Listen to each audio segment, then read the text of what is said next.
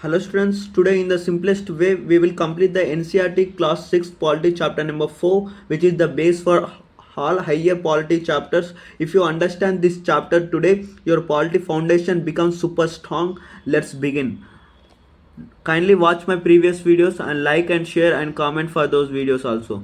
Now let's discuss 6th class polity chapter number 4, key elements of democratic government. Here we will discuss in this chapter about democracy, the conflicts in the democracy, and how to solve the conflicts in the democracy, and some important articles also we will discuss. First of all, what is democracy? Democracy is nothing but it is directly related to voting. I hope you all members know what is democracy. Here, democracy is nothing but the government is directly elected by the people through voting. Here, for the central government, state government, panchayats, and municipality elections, Indian citizens will vote. Then only the representatives will form. The MLAs or MPs are elected by the people only through voting. I hope you understand what is democracy. Here, each government, central, state, panchayat, municipality is elected by the Indian citizens only. Voting is the main tool for the democracy here. I hope you understood. People hold the real power. Government must work for the people only here. I hope you understood. For example, when we vote in the Lok Sabha elections, we decide who will run the country for the 5 years. Narendra Modi or Rahul Gandhi or etc.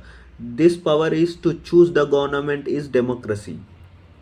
I hope you understood. Now, let's discuss what are the key elements of the democratic government. Government must follow some principles to remain truly democratic. First one is nothing but participation, people's role. Here, people participate through voting, protests, movements, social campaigns, etc. For example, India is against the corruption in 2011 and farmer protests, Telangana movement. All these examples are mass participation in the democracy. I hope you understood. Now let's discuss the nature of the conflicts in the democracy. Now, conflicts are nothing but here. Conflicts will naturally occur in the big countries like India, based on the religion, language, caste, reason, etc. Democracy will handle them peacefully, legally, and through a dialogue here. First of all, we will discuss what are the conflicts. I hope what are the conflicts you have understood. Now let's discuss what are the types of the conflicts. Here, religious conflicts. Religious conflicts are nothing but differences or disputes between the communities like Hindu, Muslims, like that. Here, the for example, for the religious conflicts are nothing but Ayodhya issue, Sri Ramanavami clashes, etc.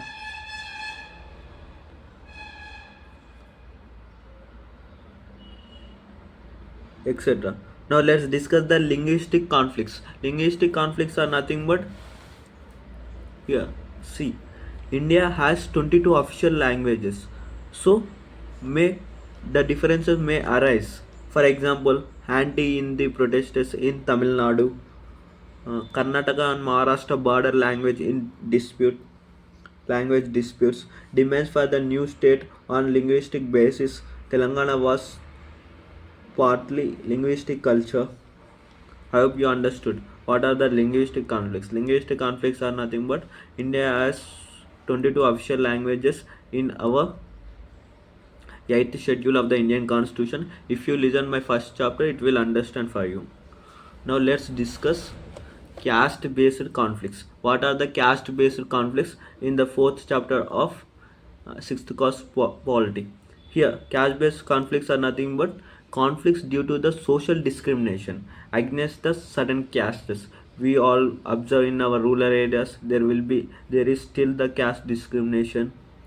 For example, Dalit atrocities in many states, caste based attacks during elections, and protests demanding the reservation. I hope you understood. These are the conflicts in the democracy: religious conflicts, linguistic conflicts, and caste based conflicts. I, here I have written the meaning for that, and I have written 2-3 examples for that also. I think it is willing to understand for you. So here, in democracy, police, courts, laws will solve these conflicts. There will not occur any violence. I hope you understood. In democracy, police, courts, laws will solve these conflicts. There will not be any conflicts, any violence. Let's discuss another key element. It is nothing but equality and justice. Here, every person gets equal treatment regardless of caste, religion, language, gender. I hope here all members, all peoples are treated equally regardless of caste, religion, language, etc.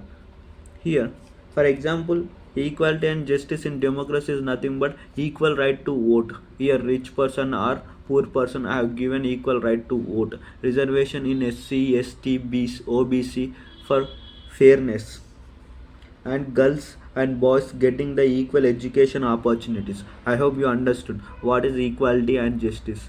Here, every person is treated equally regardless of caste. So now let's discuss some important of fundamental rights.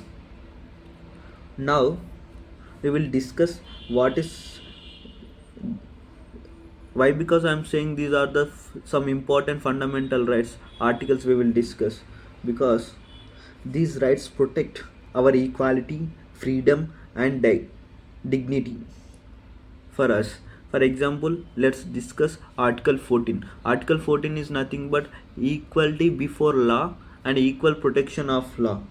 It is nothing but no special privilege to anyone. Law treats everyone as equal.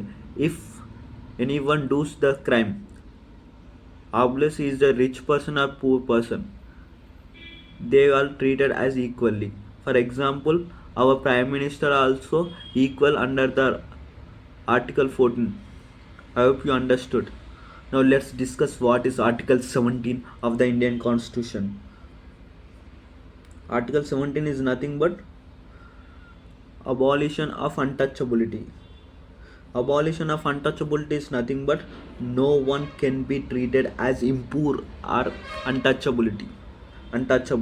I hope you understood. For example, let's discuss, for example, under the Article 17, denying a Dalit person entering into the temple, it is illegal. It comes under the Article 17 of the Indian Constitution. I hope you understood what is Article 17 of the Indian Constitution. Now let's discuss what is Article 15 of the Indian Constitution. Article 15 is nothing but no discrimination. State cannot discriminate based on the religion, caste, sex, place of birth, etc. For example, I will say one example under the Article 15 of the Indian Constitution. A school cannot refuse admission to the Muslim or Dalit child. I hope you understood what is Article 15 and what is the example under the Article 15. Now let's discuss Article 16 Class 4. Article 16 Class 4 is nothing but reservation in jobs. Here, government can give reservation to SC, ST and OBC people for equal opportunity. That is nothing but in Article 16 Class 4 reservation in jobs. Now let's discuss Article 21 Class A. It is an important one. It will use for in our daily lives also. Right to education. Free and compulsory education for the age of 16 to 14. Actually, this right to education was added under the 86th Constitutional Amendment Act 2022. I hope you understood what is Article 21 Class A. This will be helpful for you in the 6th course, chapter number 4, Polity. These articles are important, so I am discussing here in front of you all members. Now let's discuss some extra articles which are important for the competitive exams. Now that is nothing but Article 19 Class 1 Subclass A, freedom of speech. Article 21, right to life and dignity. Article 23, prohibition of human trafficking. Article 24, no child labor under the 14 years. I hope you understood. These are the some important articles which are related to the democracy. These are some important fundamental rights. used in our democracy. Now let's discuss what is the role of the government in ensuring the equality. The government gives the laws, schemes to maintain the equality. For example, here the government uses the laws, schemes to maintain the equality. For example, nothing but scholarship for the SC, ST, OBC people. For them, the state government will be the give the scholarships for their studies. I hope you understood. There is nothing but ensuring the equality among the people here. Next one we will discuss midday meal schemes to reduce the caste discrimination. I hope you understood. Here we will reduce the we will reduce the caste and class discrimination, because in the government schools, if any caste persons are treated equally, they have provided the midday meal scheme. All members will eat under the midday meal scheme only. Now next one we will discuss another one example under this, that is nothing but free health care for poor peoples.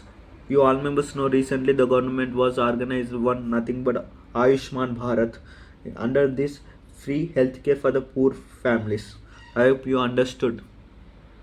Now let's discuss another one, resolving the conflicts peacefully. Here the government uses courts, police, local administration, and dialogue between the groups and peace communities to reduce these conflicts in our democracy. Now, for example, we will discuss the police impose in rights. The police impose the section 144 and curfew. Courts will punish the culprits. I hope you understood. And this all for this chapter. This chapter is very clear for you. I hope it was understood. Kindly excuse for me for direct explaining without writing, because I have done this video with writing, but unfortunately in that video the sound was lost. So kindly excuse for that. I hope my explanation is very clear. I hope you all members are understanding. Is my terminology is clear or not? Kindly comment in the video. So kindly share, like, subscribe my YouTube channel. I think it was helpful for you. Please share to your friends, say them to subscribe and see. And kindly observe my previous videos also. They are also helpful for you. 6th class polity chapter number 1, 2, 3. See, they are also helpful for you a lot. Thank you.